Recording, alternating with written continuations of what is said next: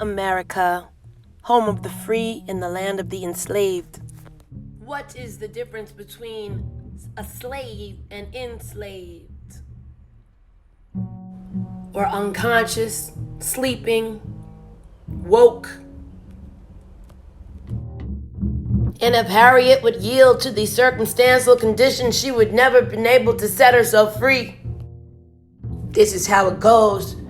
She would have freed more if they could see beyond the tip of their nose. If their memory wasn't wiped away, we have to deprogram to reprogram till our liberation day. They wanted us to believe we were slaves. We were brought here to do a job and we ain't never been paid. Oh, resilient souls they can't stand to see, full of love and humanity amongst all this insanity. Sambo and Uncle Tom, one's gonna tell me where to hide, the other's gonna tell me where to run. Or where the gun's at. See, slaves ain't ready for combat. My homie named his son Freedom, so he knows how to shine and he knows from which he's come. Basketball heroes, not your Negro, if pointed in the right direction, out of the bowels of the systematic oppression.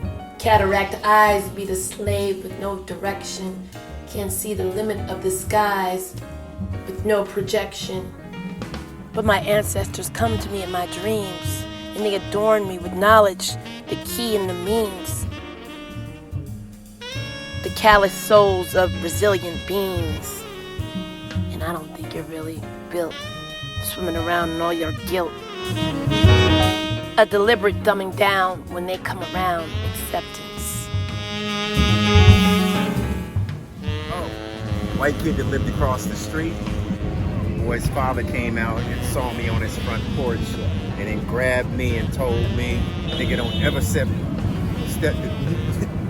set foot on my porch again. Get out of here, and threw me off his porch. But that was the first time I was called it. Maybe 4 or 5 years old.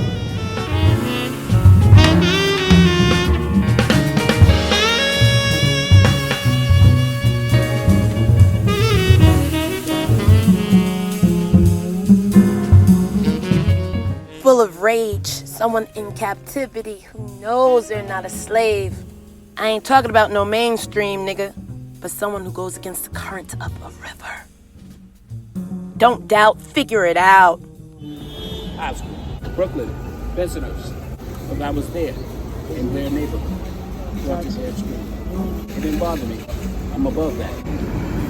Oh, now, being that you talking about the N-word, right? You talking about the first time I actually heard that word. It was used against by a racist white boy. Going back in the days, I think I on 38th Street. Well, I was coming across the street, and for one reason and another, because, you know, the arrogance and the white supremacy, he made a statement, because apparently he wasn't feeling my swag. You was looking kind of swaggy, like you do today. I'm looking kind of swaggy. Yeah.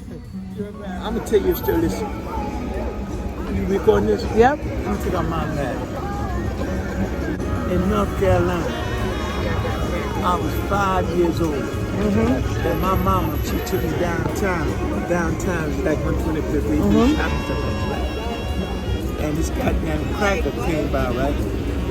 And he dropped a quarter, 25 cents, in my On your pathway. And he looked at me, I looked at him. He said, "Ain't you gonna pick it up, nigga?" I said, "Ain't mine." Right. Wow. And he said, "To mama, you got a smart boy." Really? And when they say smart boy, you got a wise with it. And ever since then, my mama didn't take me downtown no more because she protected me. I'm revolutionary, you know, a revolutionary. And he passed it on to me. And you got it. And I ain't gonna let it go. I love it. That was in college, and it was like somebody trying to tell you that they didn't call you that they were saying it in a sentence, in a theater class, sitting in a circle. You know, Erica, you know how niggas are. So she didn't say you're a nigger, but you know how niggas are. And I'm the only black person in the class.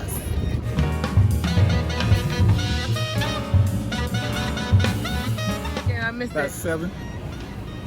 coming down the road from my house. He called me nigga and I bust him in his mouth, little white boy. He never called me nigga again. After that, every time he see me, sir, you want me to go get a Pepsi Cola for you?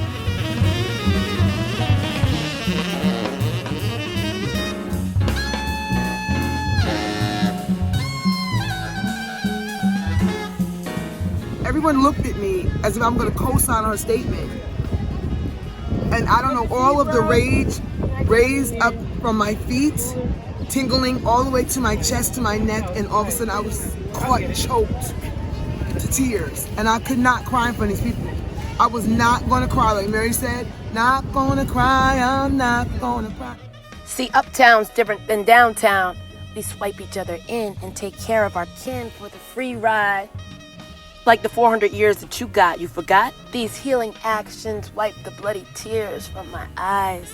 When the hoods come off the winked and the shut-eye, exposing to Meg bright moments of the day, coiled in our DNA, remembrance of a land far away. And our hands, like our souls, callous easily, to protect us from the sick and the greedy. See, they need me.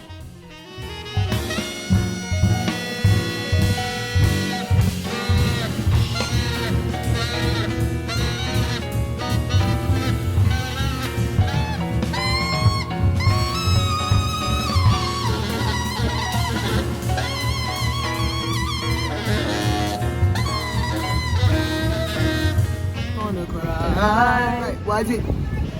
I ran out of that class and I ran across the campus. I was humiliated. What you call dean called the head of the department, and the thing that they wanted to do was have a meeting.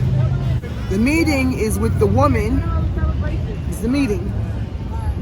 Breastfeeding her baby. So what is this? What are you doing? I don't feel sorry for you and your breast milk, and I don't think it's appropriate to have a professional meeting. And now you want a wet nurse. I'm sorry, something about that didn't work. She obviously didn't really want to meet with me, so she created some type of situation. If I was gonna feel some sort of way, also I'm insensitive. No, not me. Not me. Not this rubber light. We've built up a tolerance for discomfort. And all the trauma you inflicted upon us makes us grow a little stronger and live a little longer. And to the ones oblivious to the control, I pray you break the mold that could really never take hold. You're free even when you're locked inside the gates. Survival mechanisms seen in the hood, like how she called that baby bad when she knows that baby's good. Zillions, this is how we adapt. Like a white baby sucking my titty on my lap. Picture that. It was like a sour, piss-poor apology. And number two, I hated this, but you handled it so well. I couldn't be angry, I couldn't feel, because you want to move me right to compassion and empathy, and I don't know what that was about, but it didn't steal my joy and my thunder. About 16, when I was living in Chicago at the time. I was trying to ride my bike up to Evergreen Park Plaza, and there was a bunch of kids in this lot, and they were calling me nigga. 15, 16. I was in a white man restaurant and they told me niggas not allowed in Manhattan.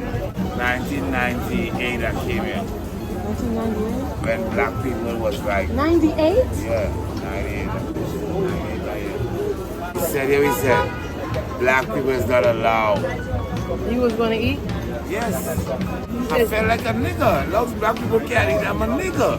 Black people eat anywhere. They have money. And I'll tell you one thing that's not discreet. Ain't no sleeping in these Harlem streets. Feel the blood pressure through the concrete. See, there's bones buried in zones deep. They hit us from ourselves, man. This is deep. Daddy, talk to me. First time I was what? Call a nigga. Well, I remember being on Yonkers Avenue and a school bus. Kids passed by and I was standing on the curb and they looked their heads out the window and said, "Get off the road, nigga."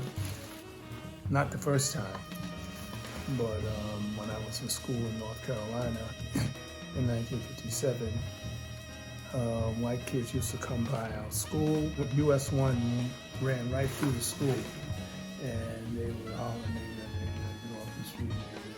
niggas, and keep on going. It was to be expected because we knew what the South was all about at that time. So that was the story with the verbal, racial violence and the racial slurs, you know.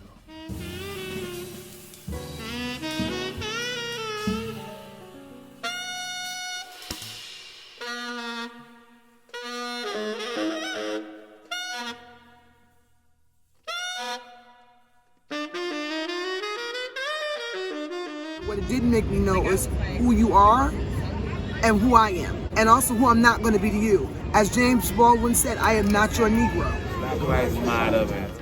I was in an old music shop, and the kid was like, "She knows she a nigga." At first, I thought he couldn't possibly be speaking about me. You know, it took me a minute to register it. When I got out, I was definitely talking about me. You know, I guess he was trying to discourage me from listening to the music. If I would have held on to that for the rest of my day and week or whatever, I would have been letting that eat at me. So I let it go at the end of the night. But I never forgot him saying that.